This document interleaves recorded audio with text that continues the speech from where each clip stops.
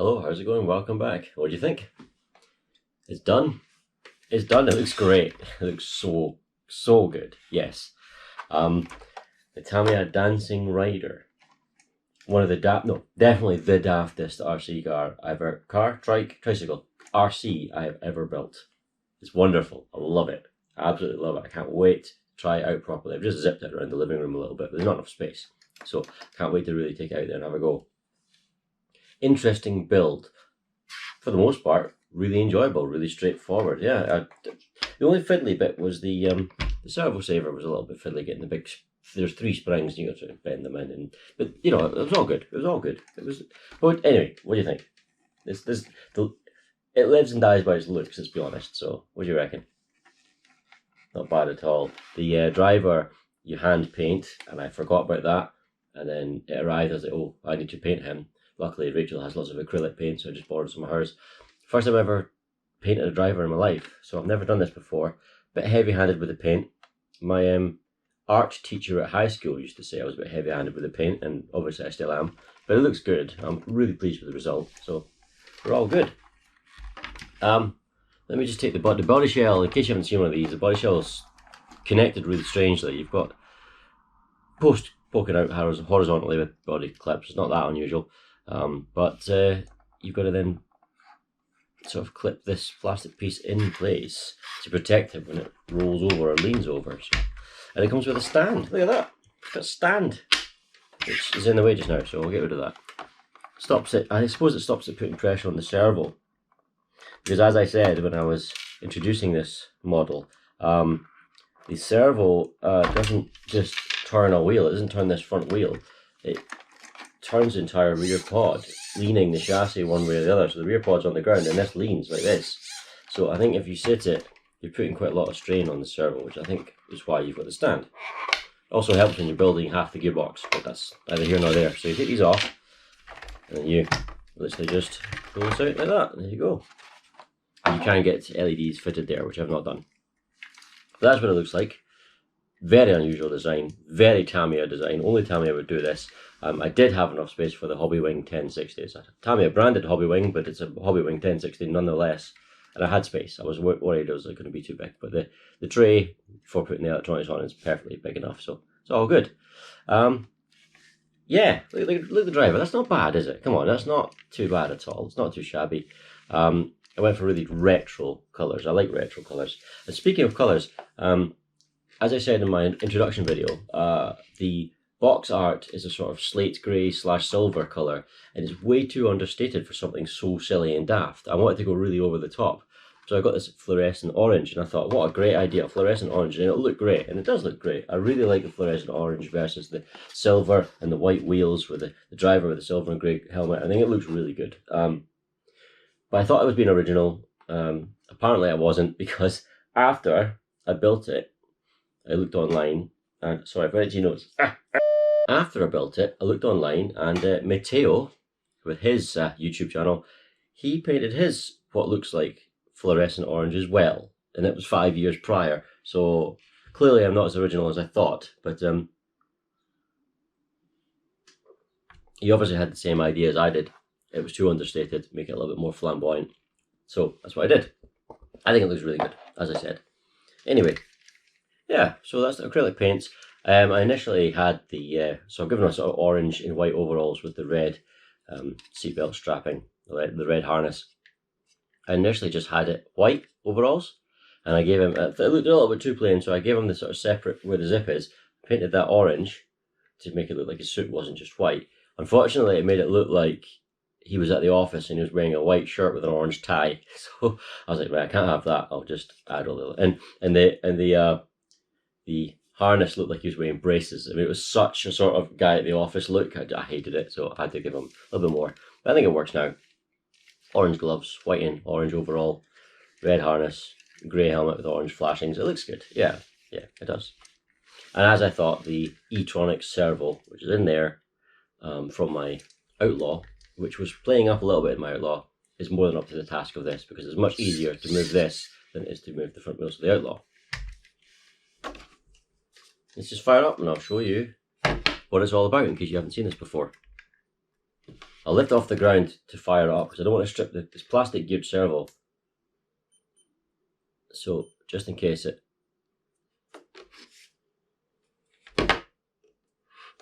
doesn't work. Weird. I think that maybe there was a little bit too much pressure on the pins in the plug there. But anyway, so we're good. You can see the way it turns. So if you be really gentle, it just falls over. But there you go. That's how it moves. That's the most Tamiya. It really is. Look at it. Right. Look at that. It's great. It's really good. Also, as I spoke about before, it's got the torque tuned 370 size motor in there. I did a little comparison and it does sound quite a lot faster than the standard one that's included.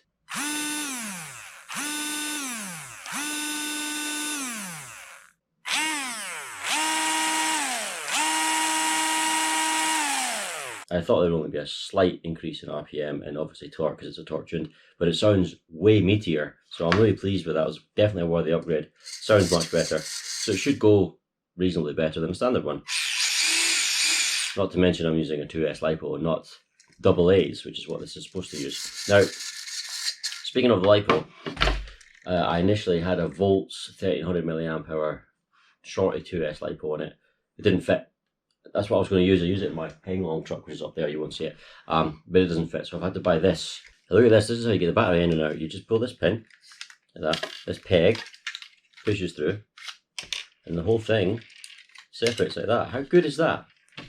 Such a neat solution. It's really good. Now, this is the battery I ended up going for. Just in case you're interested in one of these. This fits. Now there is a battery made for this, specifically a 2S LiPo. I think it's by Genesis, pretty sure. And the dimensions are perfect to fit in there, but it's quite pricey. It's over £42 odd.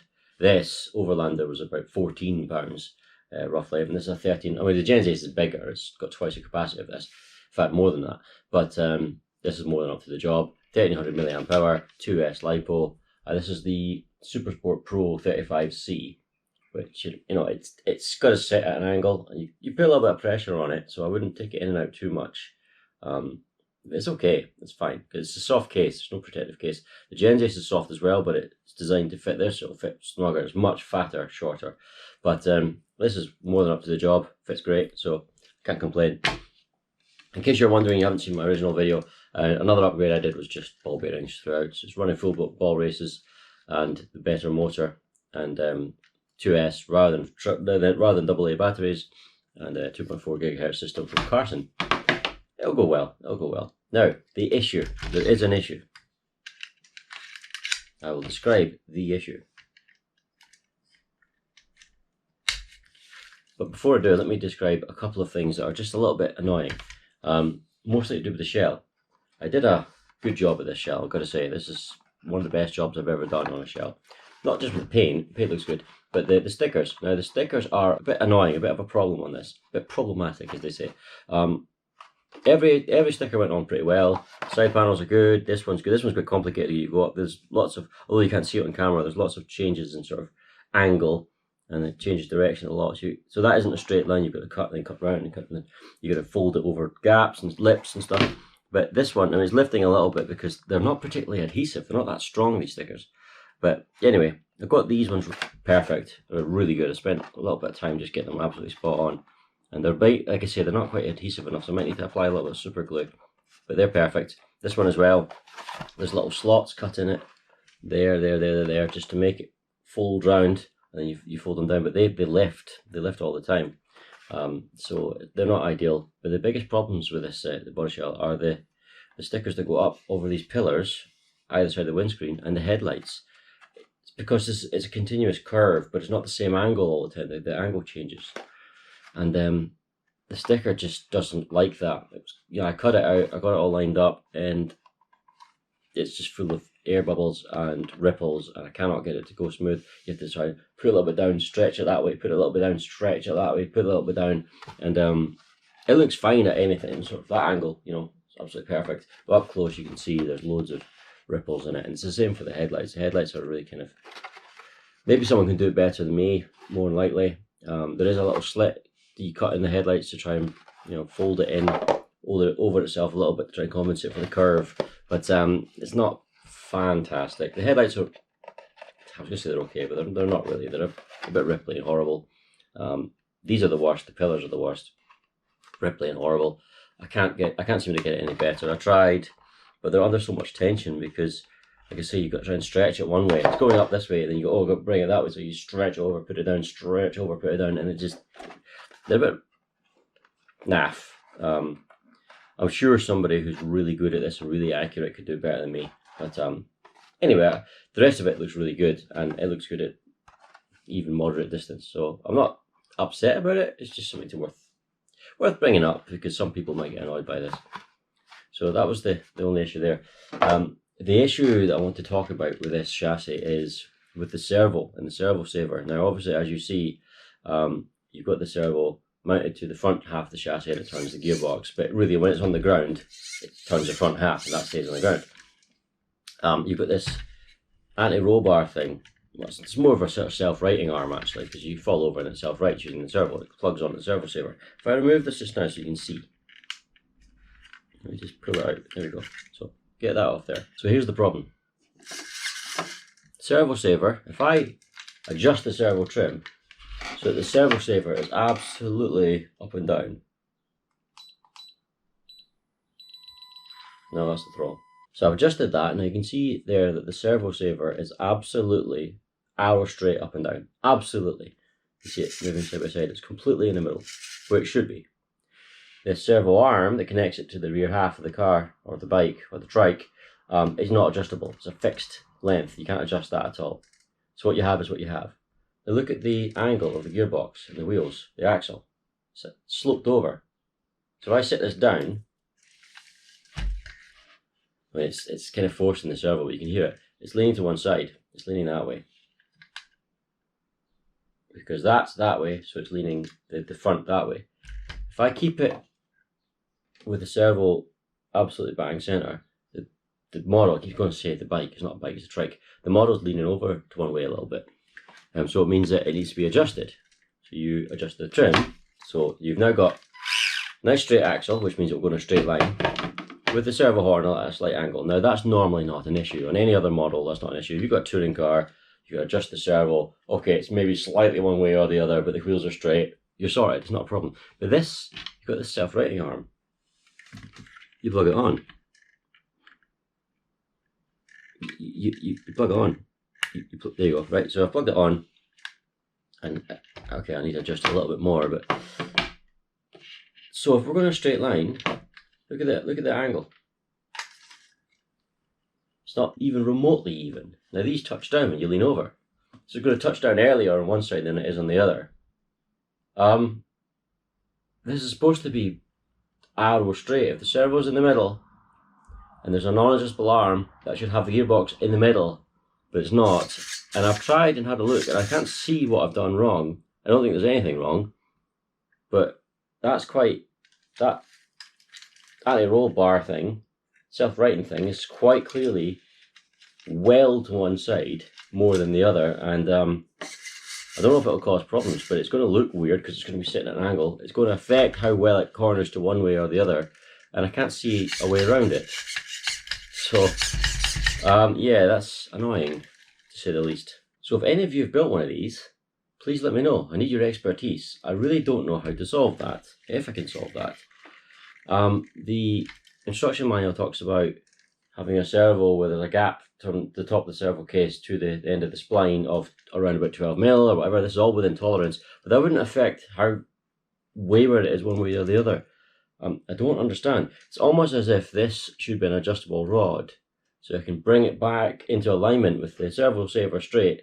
I can bring the axle, the rear gearbox and everything back into alignment, but I can't. It's not possible. What do I do? What do I do? It's the only thing marring what was otherwise a really nice build and what otherwise looks like a really sorted but really unusual and strange model, and it's really appealing to me, and it's just a little bit concerning that that's off, and I don't know why it's off, and I can't seem to sort the reason it's off. I mean, you can probably see that on the camera now. That's the the model, I mean, the guy leans over to one side a little bit because he's only mounted on one screw at one side, but the model itself is arrow straight just now. That's basically up and down as much as it can. But look at the angle of these. It's miles off. If I keep it, if I do it that, there you go, that's it straight. The model's going to veer off in one direction. Odd. So do let me know. Another thing, if you're going to build one of these, the axles are really weird. You push fit, so they're slightly sort of stepped, and you push it into the plastic housing, and it's snug. But apparently they strip. It's a bit, and there's nothing holding it on really. It's just the friction fitting. So I've had some advice, and thank you for the advice, to add a little bit of super glue and push them in. So the axles are pushed in, or the drive shafts are pushed in into the plastic, and then hopefully it won't strip out with turning. But they're very small, so I think it will eventually strip out. There is a proper conversion kit to convert this into proper drive shafts. I think they're probably dog bones, but proper out drives, etc. So it'll prevent any of that happening. But it's relatively expensive, especially when you consider the total price of this kit. So if it strips out, I'll go that route. It's not in stock right now anyway, and that tells a lot. But hopefully, I mean, it's not. I'm not putting crazy. Some people put brushless in these things. It's only the Tamiya recommended upgrade for the motor. You know, the torque tuned is the step up that Tamiya sell for this. Okay, the 2S LiPo isn't on Tamiya's shopping list, but a lithium ion is. I think it's 6.6 volts, so this is 7.2. It's not a huge difference. Bit of a wobble in that wheel. I took that out and reseated it and stuff. I don't know why that one's got such a wobble. The other one doesn't. The other one's basically still, but that's fine. Don't worry about it. Not ideal. Not ideal. You can hear it hitting earlier than one way than the other, obviously.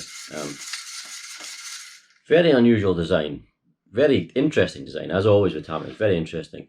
For the steering, this is sprung in here. There's a wee spring, and you see it returns. It's very soft, and you can get a stiffer one. In fact, you can see the spring in there if you look close enough. Right, just in here. Maybe you could double them up or get another one. Yeah, there's not much force behind that. I mean, because you're going a straight line, it'll naturally try and center anyway. But you know, if it starts to flap around, or it proves itself to be flapping around, I'll maybe sort that by getting a stiffer spring. For the rear suspension, it's quite interesting. There's a screw in there, a grub screw. You can see there, and as you screw that in, you compress a spring that's inside, making that more and more resistant. So you increase the spring rate.